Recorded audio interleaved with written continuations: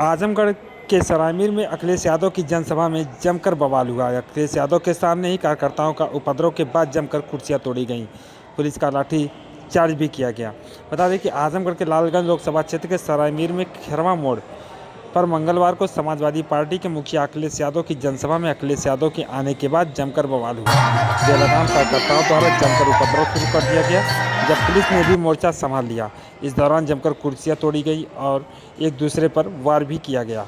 अखिलेश यादव मंच पर बैठे रहे और संचालक लगातार दोनों लोगों से अपील करते रहे, लेकिन इसका कोई असर नहीं पड़ा। मंच के सामने पहुंचने की होड़ के चलते चारों तरफ से कार्यकर्ता आपस में ही गुत्थम गुत्था करने लगे थे।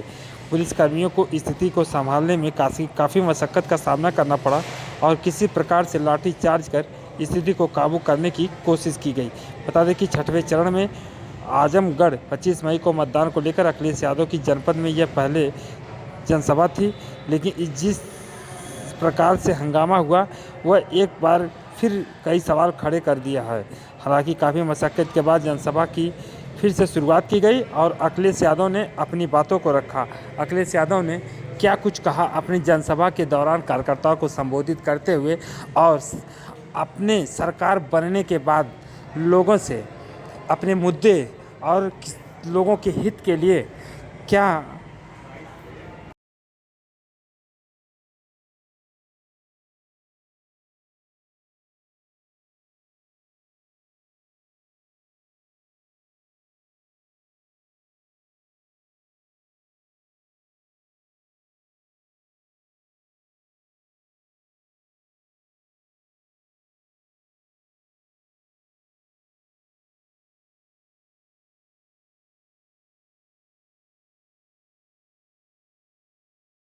पर ये इतनी बड़ा जैन सैलाब और माननीय राष्ट्रीय अध्यक्ष को सुनने के लिए आए हैं, उनसे अनुरोध करता हूँ कि आवे और अपील करें आदरणीय आलम अली साहब।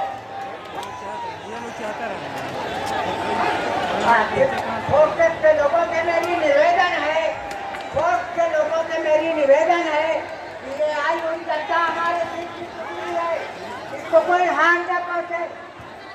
पुलिस के लोगों से मेरी निवेदन है कि आई हुई जनता यहाँ हमारे दूर का टुकड़ा है, इसको मेरी निवेदन है, क्या क्या बोल मेरे भाई अरे ईटा उठा चला था रे भाई, ईटा चला था।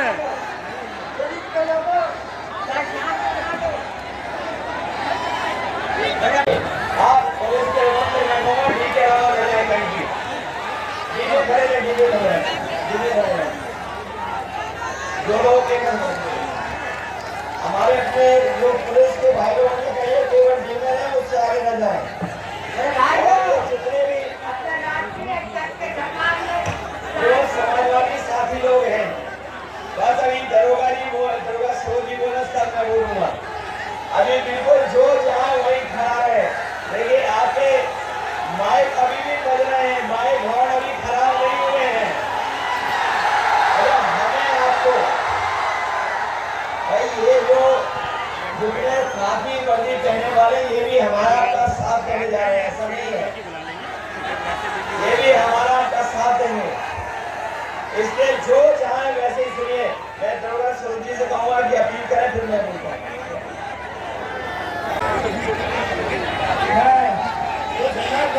मैं आपसे बोलना चाहूँगा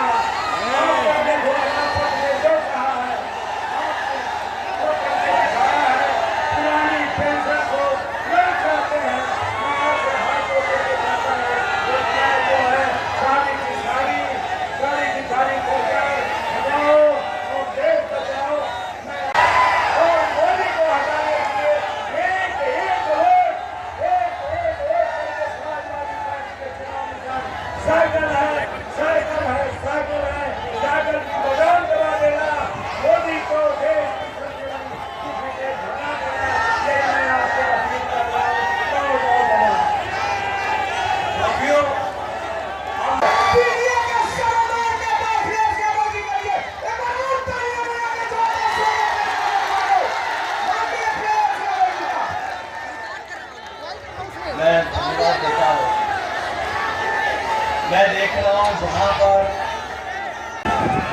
पंडाल तो हमें पूरा भरा दिखाई दे रहा है, पीछे सड़क पर लोग दिखाई दे रहे हैं। और देखिए दूर वो लाल गमछे वाले आए और लाल टी शर्ट वाले हमें दिखा रहे, वहां तक मैं देख सकता हूँ। जहाँ ये पंडाल नहीं है और पंडाल के बाहर तपती हुई दोपहरी में सूरज बिल्कुल आसमान के ऊपर है, सर के ऊपर है।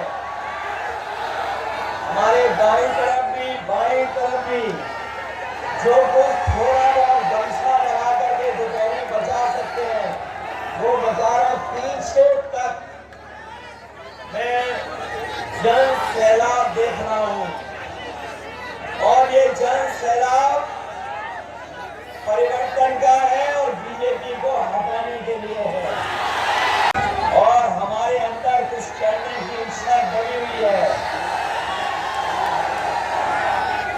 लेकिन ये वोट की तारीख तक बचा के रखिए।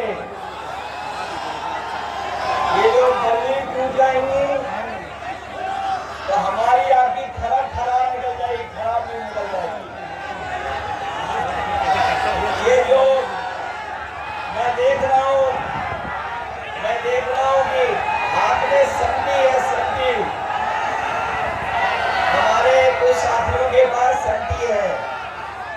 ये जैसे गारंटी जो दे रहे हो उनके लिए संटी है, ये संटी से गारंटी वाले जाएंगे। मैं ऊपर भी देख रहा हूँ जहाँ हमारा स्ट्रेस जुड़ रहा है। मुझे नहीं लगता कि तुम साइंस स्टूडेंट हो। काली टी शर्ट, ये भी नीचे आ रहा है सर में तुम्हारे। आपका धन्यवाद देता हूँ, आभार प्रकट करता हूँ। ये जो ऐतिहासिक कार्यक्रम मैं देख रहा हूँ, मैं केवल दरोगा सरोज जी को जिताने जा रहा है, बल्कि आजमगढ़ की जनता दोनों लोकसभाओं को रिकॉर्ड मतों से जिताने जा रही है। आजमगढ़ का इतिहास भी यही रहा है। मैं आपको 22 का भी धन्यवाद देता हूँ। 2022 में आप सब लोगों ने मिलकर के समाजवादी पार्टी को 10 की 10 सीटें जितवा दी थी। ये 10 सीटें जीते थे, वही क्षेत्र है। और जो दूसरे दल वाले हैं जो चुनाव प्रचार कर रहे हैं, मैं उनके भाषण सुन रहा हूँ, उनकी भाषा सुन रहा हूँ। जहाँ पहले चरण से चुनाव शुरू हुआ था और चुनाव लगातार आगे बढ़ता चला जा रहा है। 5वें चरण का चुनाव खत्म हो चुका है। अब केवल 2 चरणों का चुनाव बाकी है, 6वां और 7वां। मैं ये कह सकता हूँ, पहले चरण से मैं चुनाव देख रहा हूँ। आप देखिएगा, जिस समय चुनाव 7वें चरण पर पहुंचेगा, जनता का गुस्सा भी 7वें आसमान पे दिखाई देगा। और इस बार जो कुछ भी ये अनगढ़ित बनाए हुए हैं बीजेपी के लोग, जो कुछ उन्होंने अपनी रणनीति बनाई है, इस बार उत्तर प्रदेश की जनता ने पूरा का पूरा सफाया करने का मन बनाया है। जो सूचना आ रही है उसमें केवल एक पे लड़ाई में है, हम लोग एक में लड़ाई में है केवल, वो क्यूटो, और बाकी सब सीटें बीजेपी हार चुकी है। आपने इनके नेताओं के भाषण सुने होंगे, वही पुरानी कहानी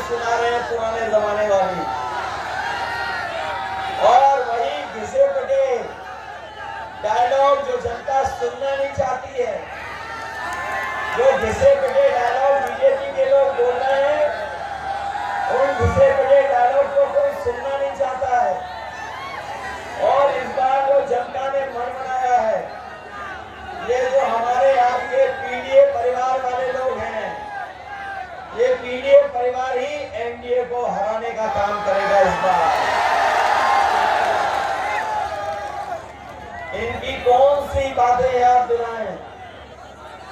इन बीजेपी वालों की हर बात झूठी निकली है, इनका हर वादा झूठा निकला।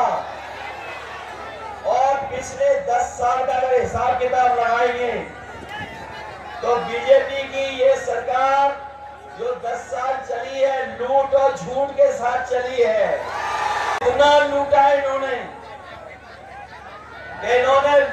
लूट करके वो जो हमें और आपको वैक्सीन लगवाई थी, वैक्सीन वाली कंपनी से भी पैसा वसूल लिया। हमें आपको सबको जबरदस्ती वैक्सीन लगवानी। ये जो हमारे खाकी वर्दी पहने वाले भाई लोग हैं, कर्मचारी, ये भी लगाना नहीं चाहते थे, इनके भी जबरदस्ती वैक्सीन लगवानी। बताओ, वैक्सीन लगने से जान को खतरा पैदा हो गया कि नहीं हो गया? और ऐसा खतरा पैदा हुआ है कि वैक्सीन कंपनी वाले कह रहे हैं कि अब हम वैक्सीन वापस ले लेंगे। बताओ, जो वैक्सीन शरीर में चली गई वो वापस कैसे आएगी? बताओ कैसे वापस आ सकती है? कम से कम हम बच गए, हम लोगों ने वैक्सीन नहीं लगवाई। हमने नहीं लगवाई वैक्सीन। वो अगर सर्टिफिकेट देखेंगे तो बताओ, सर्टिफिकेट देख करके वोट किसको डालेंगे? और सुना है जब से वैक्सीन का खतरा पैदा हुआ है, जो दिल्ली वाले हैं प्रधान सांसद, उन्होंने अपनी तस्वीर सर्टिफिकेट से हटवा ली है। सर्टिफिकेट से तस्वीर हट गई और बड़े बड़े शहरों में ये डबल इंजन वालों ने बड़ी बड़ी होर्डिंग लगवाई है। आजमगढ़ में भी लगी होंगी बड़ी बड़ी होर्डिंग, दिल्ली वालों की, डबल इंजन वालों की। नहीं लग पाई है, वो जानते कि दोनों सीटें सफाई जीतने वाले से नहीं लगाई। लेकिन और शहरों में देखो, बड़ी बड़ी होर्डिंग लगाए हैं डबल इंजन वाले, लेकिन उनका जो इंजन है वो पहले से ही गायब है, एक इंजन। और आपने देखा होगा, आपको बीजेपी का तालमेल बिगड़ गया है, इनका तालमेल बिगड़ गया है, घालमेल चल रहा है इनके अंदर ही अंदर, और एक दूसरे पर भरोसा भी नहीं कर रहे हैं। ये जो दिल्ली और लखनऊ वाले हैं, सुनने में आ रहा है इनका भी आपस में एक दूसरे का इंजन टकरा रहा है। इसलिए जिन लोगों ने वैक्सीन लगवा करके जान को खतरे में डलवाया, वही लोग हमारे आपके बाबा साहब भीमराव अंबेडकर जी के संविधान के भी पीछे पड़े हैं। और ऐसा पीछे पड़े हैं, कह रहे थे 400 पार। याद है आपको, जब शुरू चुनाव हुआ था तो 400 पार, लेकिन इस बार 400 हार का जनता नारा लगा रही है। और ये 400 पार तो हम लोग बाद में समझ में आए। ये जो 400 पार का नारा है, आप पढ़े लिखे लोग हैं, आप समझ लीजिए, जो 400 पार का नारा इन्होंने दिया वो इसलिए दिया क्योंकि लोकसभा में जो सीटें हैं वो है 543, और 543 में अगर 400 पार बीजेपी कह रही है तो बताओ कितनी सीटें जीतने जा रही बीजेपी? 543 में 400 पार कितनी सीटें हैं? 143। और इस बार देश की 140 करोड़ जनता इनको 140 सीटों के लिए भी दर्शा देगी।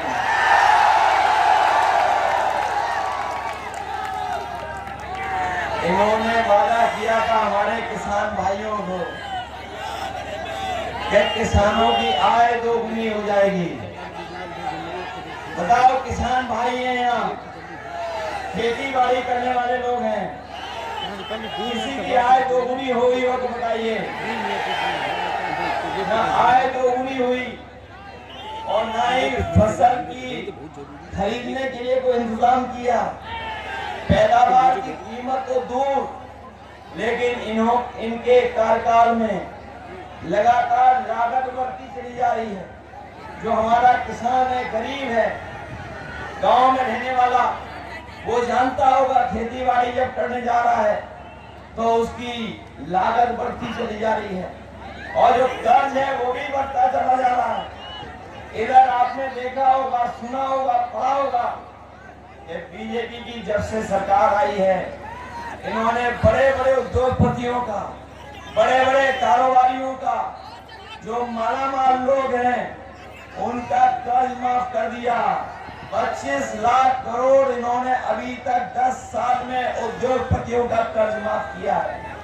और जब इन्होंने कानून बनाया तो कानून ये बनाया कि जिन लोगों का 5 करोड़ से ऊपर का कर्ज है उनका कर्ज माफ होगा, लेकिन हमारे गरीब किसान, गांव में रहने वाले लोग, उनका कर्ज लाखों में है।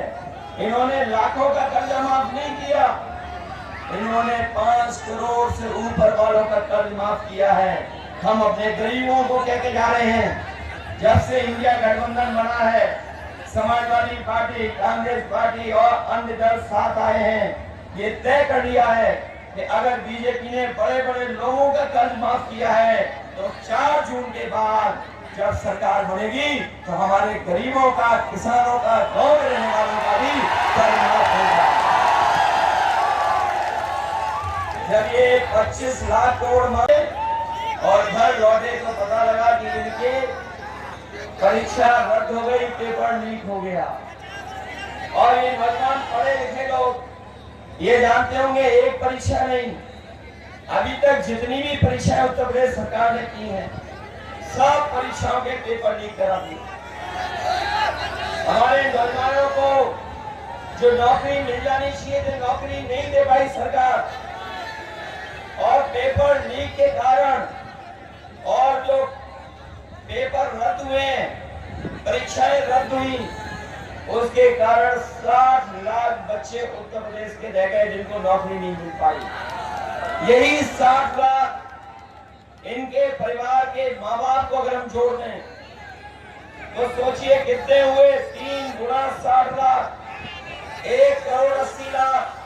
और यही 1 करोड़ 80 लाख जो प्रभावित हुए हैं परीक्षा रद्द होने की वजह से, लोकसभा 80 से अगर हम भाग दे देंगे तो हर लोकसभा से 2,25,000 वोट कम भारतीय जनता पार्टी का होगा। तो बताओ, जिस पार्टी का केवल नौजवान जिनकी परीक्षा रद्द हुई, पेपर लीक हुआ, नौकरी नहीं पाए, उनके माँ बाप को जोड़ करके अगर एक लोकसभा में 2,25,000 वोट कम हुआ है, तो बताओ इनकी सरकार बचेगी कैसे, लोकसभा जीतेंगे कैसे? बताओ, इनका वोट कम हो गया कि नहीं हो गया? और ये नौजवान जो हमारे खेतों पे दौड़ करके और सड़कों पे दौड़ करके फौज की तैयारी करते थे, पुलिस भर्ती की तैयारी करते थे, पुलिस भर्ती का पेपर लीक हुआ कि नहीं हुआ? और ये जो फौज की नौकरी के लिए तैयारी करते थे आप लोग, जो सड़कों पे दौड़ करके, ये पूर्वांचल के वो जिले हैं, आजमगढ़ से लेकर के और पीछे तक गाजीपुर, बलिया, ये वो जिले हैं जहां का नौजवान तैयारी कर करके सपना देखता था कि उसको पक्की वर्दी पहन करके देश की सीमा की रक्षा करने का मौका मिलेगा। लेकिन इस सरकार ने वो पक्की नौकरी खत्म कर दी, अग्निवीर व्यवस्था ले आए हैं। लेकिन हम अपने नौजवानों को कहते जा रहे हैं, ये अग्निवीर वाली आधी अधूरी नौकरी इंडिया गठबंधन और समाजवादी पार्टी कभी स्वीकार नहीं करेगी। सरकार बनेगी तो फौज की नौकरी भी बढ़ाएंगे और पक्की वर्दी के साथ साथ पक्की नौकरी भी देने का काम होगा। न केवल फौज में नौकरी बल्कि 30 लाख सरकारी नौकरियां जो बीजेपी ने नहीं दी, वो इसलिए नहीं दी क्योंकि वो जानते थे कि अगर सरकारी नौकरी दी जाएगी तो हमारे तमाम पीड़ित परिवार के नौजवान और बच्चों को भी नौकरी मिल जाएगी। इसलिए नौकरी नहीं दी। और जो पेपर लीक हुए हैं, ये पेपर लीक नहीं हुए हैं, आपको नौकरी में मिल जाए इसलिए जानबूझ करके पेपर लीक किए हैं। इसलिए 30 लाख जो दिल्ली की सरकार की नौकरी खाली है, वो नौकरी दिलाने का काम भी नौजवानों को होगा। आपको नौकरी दिलाने का काम हम लोग शुरू करेंगे।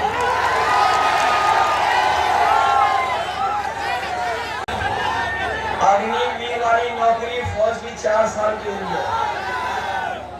हम अपने खाकी वर्दी पहनने वाले भाइयों को सावधान करने आए हैं कि अगर बीजेपी वाले आ गए तो अभी तो फौज की 4 साल की नौकरी है, हमारे खाकी वर्दी पहनने वाले नौजवानों की भी नौकरी वो 3 साल की कर देंगे।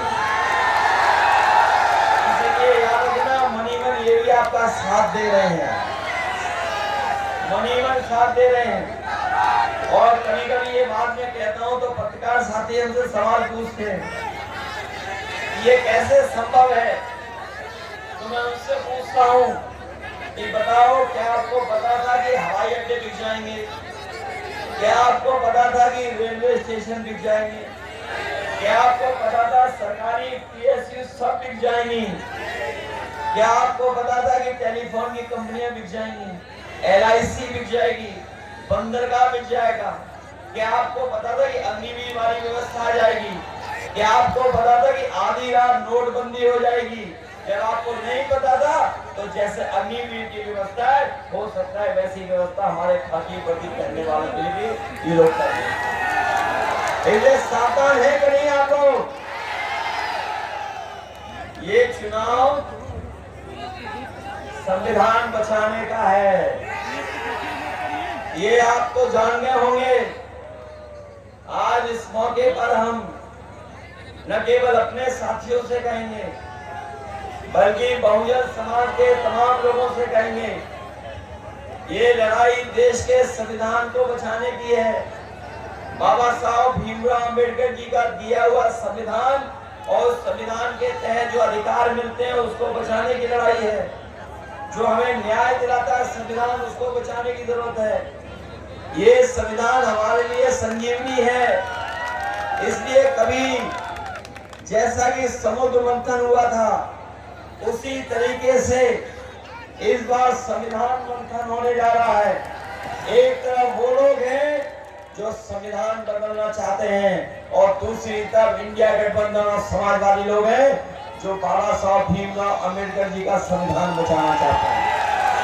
इसलिए बचाओगे आप लोग, बीजेपी हटाओगे?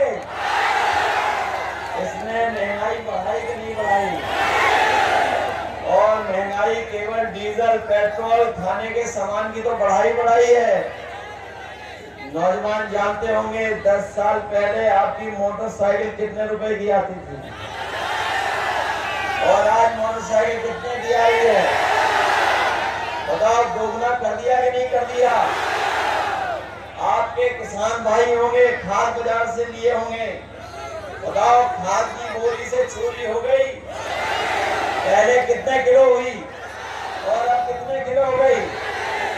कभी कभी मैं सोचता हूँ ये महंगाई और बोरी की चोरी कहाँ से सीखे होंगे। तब हमें याद आता है पार्ले जी बिस्किट से सीखेंगे लोग। जो पुराने लोग हैं वो जानते होंगे पहले पार्ले जी का बिस्किट पैकेट कितना बड़ा आता था और महंगाई बढ़ी, उन्होंने मुनाफा नहीं कम किया तो बताओ पैकेट कितना हो गया? अब कितने का पैकेट आ रहा है?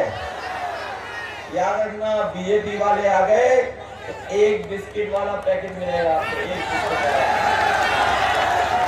महंगाई उन्होंने बढ़ाई कि नहीं बढ़ाई? न केवल महंगाई बढ़ाई है बल्कि हमारे किसान भाई जानते होंगे कि जब DAP लेने गए तो उनसे जबरदस्ती नैनो यूरिया खरीदवा दी।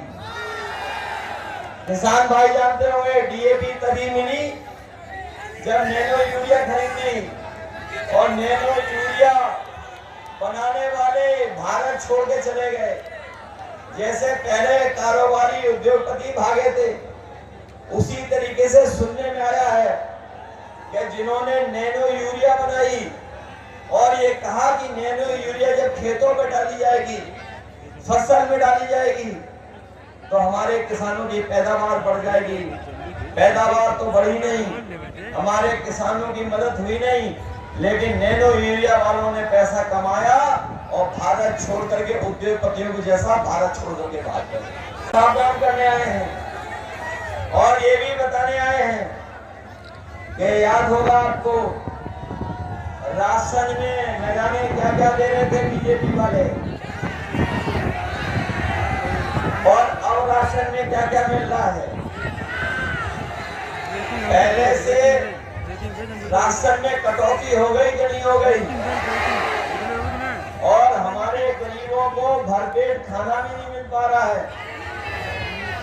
राशन की गुणवत्ता भी खराब कर दी, मात्रा तो खराब की है, लेकिन राशन की गुणवत्ता भी खराब कर दी।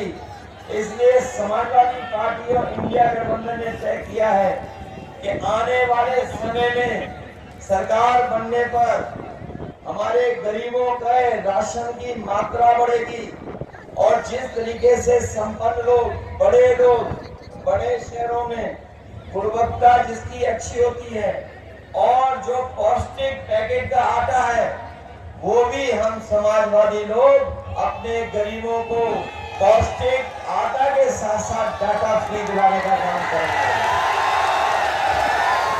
गरीबों को पौष्टिक आटा इसलिए, राशन ज्यादा इसलिए कि उनके घर परिवार में भर पेट भोजन हो जाए, उनका स्वास्थ्य बेहतर हो, और डाटा इसलिए क्योंकि डाटा से ही आजकल सब कुछ चल रहा है। डाटा के बिना हम लोग बहुत सारी चीजों की जानकारी हासिल नहीं कर सकते हैं। ये नौजवान जानते होंगे, ऑनलाइन पढ़ाई से लेकर के अगर कोई जानकारी हासिल करना चाहता है तो डाटा अगर है तो हम उसकी जानकारी भी हासिल कर सकते हैं।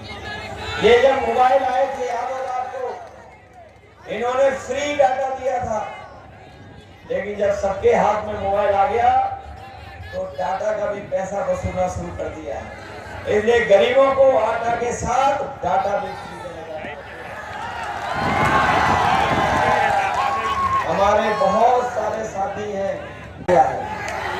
बहुत अन्याय किया है, बुलडोजर लेकर के डराने का काम भी किया है, झूठे मुकदमे भी लगाए हैं, और जितने काम समाजवादियों ने अच्छे किए थे दूसरों की तो नकल की, लेकिन जितने भी अच्छे काम थे सब भारतीय जनता पार्टी ने खराब कर दिए। इसी जगह पर आजमगढ़ में सबसे ज्यादा गरीबों के लिए एम्बुलेंस चलाने का काम हुआ। जब से समाजवादियों की सरकार गई, इन्होंने हमारी एम्बुलेंस भी खराब करवा दी। न केवल एम्बुलेंस खराब की, बल्कि गरीबों का इलाज अच्छा हो जाए उसके लिए नेताजी ने यहाँ मेडिकल कॉलेज दिया, तो जगह जगह अस्पताल बनाए। उन अस्पतालों में गरीब को इलाज नहीं मिल पा रहा है, मेडिकल कॉलेज में भी जो सुविधाएं, जो मदद होनी चाहिए वो नहीं दे पा रही है। हमारे गरीब को अपने इलाज के लिए सरकारी अस्पतालों के अलावा दूसरे प्राइवेट अस्पतालों में जाना पड़ता है, जिसकी वजह से हमारे गरीब के ऊपर और संकट आता जा रहा है। इसलिए जहां हमें स्वास्थ्य की सेवाओं को बेहतर करना है, वहीं अपनी हम माताओं बहनों को कह के जा रहे हैं। कुछ तो हमें यहाँ दिखाई दे रही है, कुछ और सभा में होंगी। कभी समाजवादियों ने समाजवादी पेंशन देना शुरू किया था। हम लोग जब 2017 के चुनाव में और 2022 के चुनाव में आपके बीच आए थे तो कहा था कि समाजवादी पेंशन बढ़ा करके देंगे, 3000 6000 करने के काबिल कहा था। लेकिन अब समाजवादी पार्टी इंडिया गठबंधन ने तय किया है कि दिल्ली में 4 जून के बाद जब सरकार बनेगी तो अपनी माताओं बहनों के अकाउंट में 1 लाख रुपया भिजवाने का काम होगा। 1 लाख इनके परिवार की मदद होगी। इनकी सम्मान का जीवन जी सके, इसलिए 1 लाख रुपए की मदद करने का काम भी सरकार की मदद से होगा। और अपने साथियों से कह रहे हैं कि मंत्रिमंडल तो बदलेगा ही, मंत्रिमंडल तो बदलेगा ही 4 जून के बाद। ये हमारा मीडिया मंडल भी बदल जाएगा, क्योंकि इधर मीडिया मंडल में कुछ लोग ऐसे हैं जिनका जितना गाना उनका वैसा ही गाना है। उन्हें मिल जाता है गाना तो फिर जाते हैं वो गाना। इसलिए मंत्रिमंडल के साथ साथ मीडिया मंडल भी बदल जाएगा। और हमारे आपके लिए तो खुशियों के दिन आएंगे, खुशियों के दिन, लेकिन इन मीडिया वालों का 4 जून आजादी का दिन है। इसलिए सब लोग मदद करो हमारी, सब लोग मदद करोगे। ये मान के चले कि आप लोग बहुत अच्छे वोटों से जिताओगे दरबार स्वरूप जी को। ये मान के चले कि आजमगढ़ अपना रिकॉर्ड तोड़ेगा। ये आजमगढ़ से समाजवादियों का बहुत गहरा रिश्ता है, ये बहुत गहरा रिश्ता है हमारा और आपका। जैसे आप नहीं हमें भूल सकते हो, वैसे भी हम आपको कभी छोड़ नहीं सकते। और कभी भी कोई विकास या बड़ी योजना कभी लाने का काम हुआ होगा तो हम समाजवादियों ने सबसे पहले आजमगढ़ को देने का काम किया। नेताजी से लेकर के समाजवादियों ने हमेशा मदद की है। और इधर आप में से बहुत लोग चाहते थे कि एक गठबंधन बन जाए, एक ऐसी ताकत बन जाए जो बीजेपी का मुकाबला कर दे।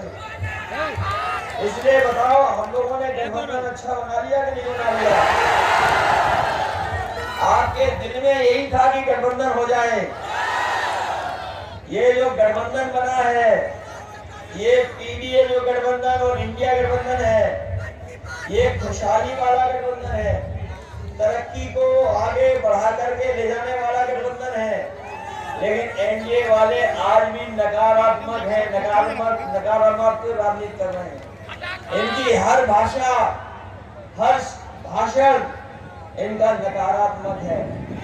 इन्होंने हर एक को धोखा दिया, किसी को नहीं छोड़ा जिसको धोखा न दिया हो। बताओ, इन्होंने धोखा दिया कि नहीं दिया? और धोखा देते देते अब एक दूसरे को धोखा दे रहे हैं, एक दूसरे के पीछे पड़े हुए हैं। इसलिए ये मौका हम लोगों को मिला है जहां पर हर जगह बीजेपी का सफाया होता जा रहा है, हटती जा रही है बीजेपी। तो बताओ, आप लोग ये हटा दोगे? दरोगा सरोज जी पुराने हमारे क्रांतिकारी साथी हैं, इनकी मदद करोगे आप लोग? साइकिल चुनाव चिन्ह तो नहीं भूल जाओगे? साइकिल याद है आपको? और इन्होंने हमारे आपके साथ बहुत अन्याय किया है, हर स्तर पे अन्याय हुआ है, नौकरी में अन्याय हुआ है, न्याय दिलाने में अन्याय हुआ है, भेदभाव हुआ है। और जितनी भी अच्छी योजनाएं थी सब बंद कर दी, कईयों की नकल कर दी, कईयों का नाम बदल दिया। बताओ, समाजवादी लोग थे, इतना बड़ा लैपटॉप देते थे, वो आज भी चल रहा होगा जिसके पास होगा। इन्होंने नकल की उसकी और क्या दे दिया, इतना छोटा, और उंगली घुसते रहो, इतना रद्दी दिया कि वो चलता ही नहीं है। हम लोगों ने पुलिस को 100 नंबर दिया, इन्होंने 112 कर दिया। सरकार ने नंबर बढ़ाया तो हमारे खाकी वर्दी भाइयों को लगा कि नंबर उन्होंने बढ़ाया तो हमें भी अपना रेट बढ़ा लेना चाहिए। बताओ, रेट बढ़ाया उन्होंने, नहीं बढ़ाया? ये लोग जो दूसरों को कहते हैं भ्रष्टाचारी, भ्रष्टाचारी, बेईमान, बताओ इन्होंने सबसे पैसा वसूल लिया कि नहीं वसूल लिया? ये इलेक्टोरल बॉन्ड वाली बात तो आपको समझ में आ गई होगी। 1,000 करोड़ रुपए वसूल लिए, 600 करोड़ रुपए वसूल लिए, 500 करोड़, 400 करोड़, और जिससे वैक्सीन लगवाई है हमें और आपको, उससे भी पैसा वसूल लिया कि नहीं वसूल लिया। और बाजार में जाओ, पहले बुखार ठीक हो जाता था 500 mg की गोली खाने में। जब बुखार होता था तो 500 mg की गोली में हो जाता था बुखार ठीक। आजकल बताओ कितनी गोली लेनी पड़ रही है? 650 mg। बताओ लेनी पड़ रही कि नहीं लेनी पड़ रही? पहले 500 mg की गोली में बुखार ठीक होता था, और आजकल कितने में हो रहा है? 650 में। बताइए कैसी सरकार चल रही है। इसलिए सावधान रहिए सब लोग, और मदद करिए हम लोगों की, और साइकिल वालों की मदद करिए। हमारे जो PSC वाले हैं